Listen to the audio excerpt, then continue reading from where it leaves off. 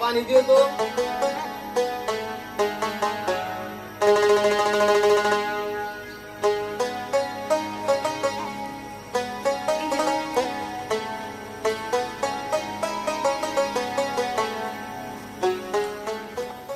কি ব্যাপার, তোমার মনটা খারাপ কেন? মন খারাপ হইব না কি হইব? এবারে যে বিয়া দিছি ওরা আমাদের কাছে কিছু যৌতুকের টাকা পায়, তার জন্য এবার শ্বশুর খুব চাপ দিছে। তুমি কও, শরীরটা ভালো না, কাজকর্ম নাই, আমি এখন কতগুলো টাকা কেমনে জোগাড় করব? না জানি আমার বোনটার উপরে কত অত্যাচার চলতেছে টাকার জন্য। তুমি কও, তাইলে আমার মন খারাপ হইব না কি হইব কও? যখন আমার মনে হয় এবার শ্বশুরে এই টাকার জন্য আমার উপর অত্যাচার করতেছে, তখনই আমার বুকটার মধ্যে কেমন ধরপড় করে। আমি রাত্রে ঘুমাতে পারি না চিন্তায়। কি করবা কও? আল্লাহ একটা ব্যবস্থা করবে, তুমি চিন্তা করো না। ওই ভরসাই তো আছি, আল্লাহ যদি একটা ব্যবস্থা কইরা দেয়।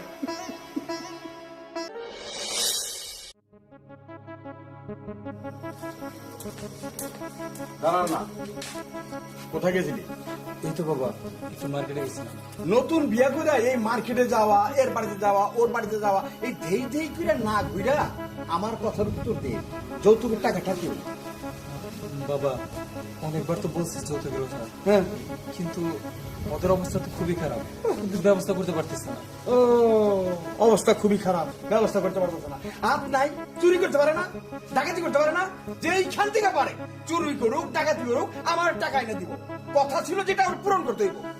কিন্তু বাবা সময়ের কারণে তো সবকিছু পরিবর্তন হয়ে গেছে, আর তাছাড়া আমাদের তো কিছুর অভাব নাই। তুমি এই যৌতুকের টাকা নিয়ে কেন করে রয়েছো? কি কি কইলি? অভাব নাই? হ্যাঁ, এই আমার অভাব আছে না নাই এটা তোর জানার দরকার কি? তোরে কইছি টাকা আনতে, টাকা লইয়াবি বা শেষ। আমার কথা দিছিল টাকা দিব, এখন দিব না কেন? ওই তিরিং বিরিং এর মধ্যে আমি নাই। আচ্ছা বাবা, কেন ওই টাকার পিছনে লেগে রয়েছো? বাদ দাও না, তাদের যদি সময় হয় তারা দিবনি।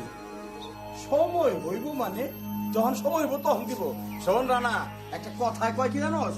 এই দিন আর নাই রে নাতি, আবলায় আবলায় ছাতু খাতি। আমিও সময় দিতে পারবো না। যদি টাকা না আনতে পারোস তাহলে এই বৌরি নিয়ে এই বাড়িতে ঢুকতে পারবি না। বৌরে তার বাবার বাড়িতে পাঠা দে। আর তুমি কি কও? হ্যাঁ কি কও এগুলা? হ্যাঁ বউরে বাবার বাড়ি পাঠাই দিবা? এই তোমার কি ধন সম্পদ কম আছে? হ্যাঁ এই যে জায়গা সম্পত্তি আমাকে মাত্র একটা পোলা, কে খাইবো এই সম্পত্তি? হ্যাঁ তুমি তারপরে বউর বাড়ি থেকে আনতে চাও? তোমার লজ্জা করে না? আমরা তো দেখে শুনে বিয়ে করেছি, বউর বাড়ি গরিব। লজ্জা? হ্যাঁ?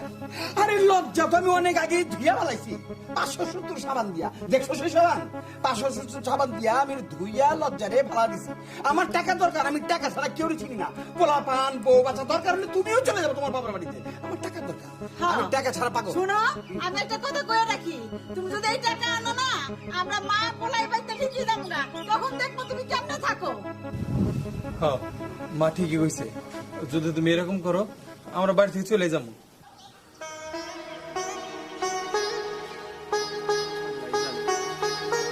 আজকে তাহলে যে কি করবো? আমারে একজনের কাছে থেকে ধার করে 1000-500 টাকা তাও নিয়ে নিছি।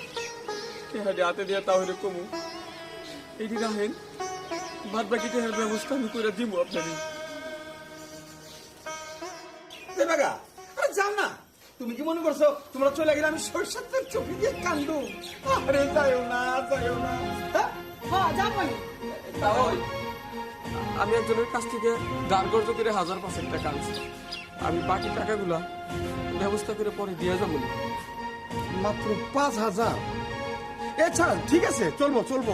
এই 5000 করে দিলেও তো শোধ হয়ে যেত এতদিনে। দাও দাও।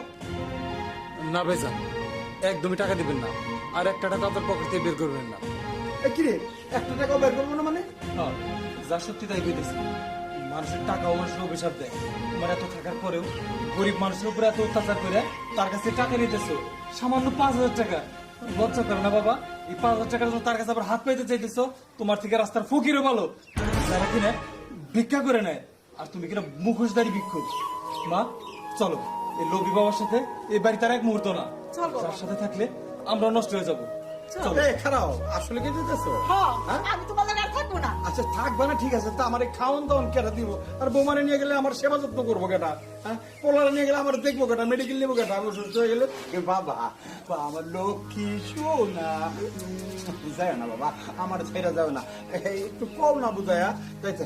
হ্যাঁ কি মা মা যায় না, হ্যাঁ এখানে থাকো মা, এখানে থাকো। আব্বা আপনি কোনো চিন্তা করেন না, আমরা কেউ কোথাও যাবো না। আলহামদুলিল্লাহ পুত্রা, আমার আর টাকা টুকু দাম লাগবে না, যাইবার সময় আমার থেকে গাড়ি ভাড়া নিয়ে যাও তুমি। আচ্ছা ঠিক আছে। তাহলে রান্না বান্না করো, আইসে পুত্রা আইসে খাইতে দেবো না? হ্যাঁ, বৌমা, চলেন যাই। চলো আমরা রান্না বান্না করি, সবাই মিলে একসাথে খাবো। ঠিক আছে, আর টাকা লাগবে না, ঠিক আছে।